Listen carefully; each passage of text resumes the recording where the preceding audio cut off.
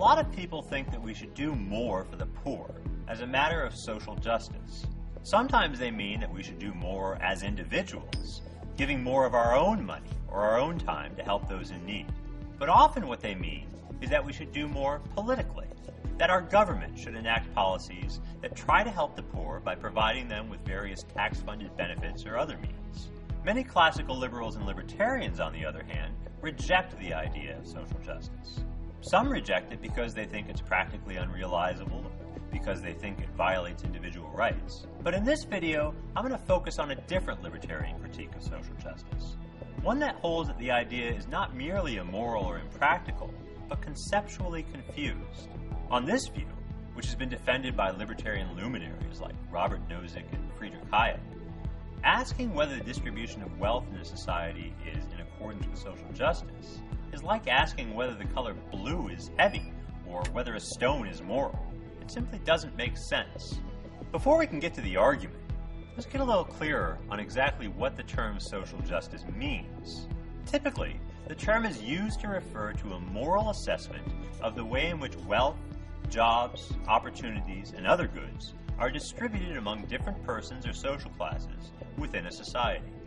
People who believe in social justice think that there is some moral standard that ought to govern such distributions, and that societies that fail to meet that standard are subject to criticism and should be reformed. So, for example, someone who held that wealth ought to be distributed in a perfectly egalitarian way so that no one had any more or less than anyone else would be affirming one kind of theory of social justice. But there are other kinds as well. Someone could hold that it's not wealth, but opportunities that ought to be distributed equally. Or someone could hold that wealth and opportunities need not be distributed equally, but only in a way that guarantees that no one falls below a certain minimum threshold level. Social justice on this view is something that stands above and apart from the justice of individual exchanges and behavior. In other words, social justice could be violated if someone becomes poor because of their own bad choices or bad luck, even though no particular person has done anything at all unjust. So, why might someone think social justice matters? Suppose I treated my 3 children very, very differently. I might give one an allowance of $50 a week in the biggest bedroom in the house. The other 2 might receive only $20 each and be cramped together in the same small room. Unless I've got some very good reason for doing this, it's hard to imagine what such a reason could be, most of us would probably say that what I'm doing is quite unfair, even unjust. The question is, could we say the same thing about society as a whole? Is it unjust that some people have gold-plated faucets while others cannot even afford a modest apartment? That some work long hours in dangerous, difficult conditions while others can afford not to work at all? Are the great inequalities of income and wealth we find in societies like the U.S. a violation of social justice? And if so, should government do something about it, like tax the rich more in order to give the proceeds to the poor? Nozick and Hayek think that the answer to both these questions is no. To see why, think about one important difference between a family and a large-scale society. What makes the family situation unjust is that stuff is being divided up by a central distributor in a morally arbitrary way.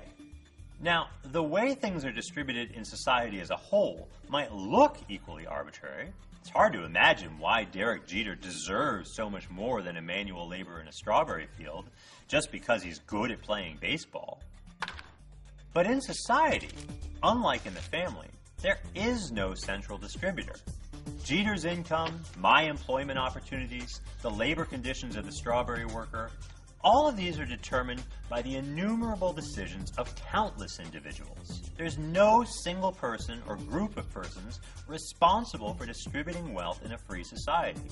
And so we can't accuse any such person of distributing justly or unjustly. All of us are the distributors. We each contribute in a very small way to the overall distribution of wealth with every decision we make. Whether to buy from this grocer or that, whether to major in business or psychology, whether to move to California or Nebraska, none of those decisions are themselves unjust. So if decisions like that are what give rise to the overall distribution of wealth in society, then how can that distribution be unjust? What advocates of social justice seem not to appreciate is the important way in which society is a spontaneous order, the product of human action, but not of human design. Justice and injustice are concepts that apply to human agency. This is why we think that a mugging is unjust, but a devastating hurricane is not. If there's no agent responsible for the distribution of wealth in society, then how can that distribution be just or unjust? For libertarians and classical liberals like Hayek, the only meaningful concept of social justice will be one that focuses on the legal and economic rules of a society. Most libertarians don't believe that that kind of focus is compatible with the way in which those on the political left interpret the idea of social justice. But I think they might be wrong, and in my next video, I'll explain why.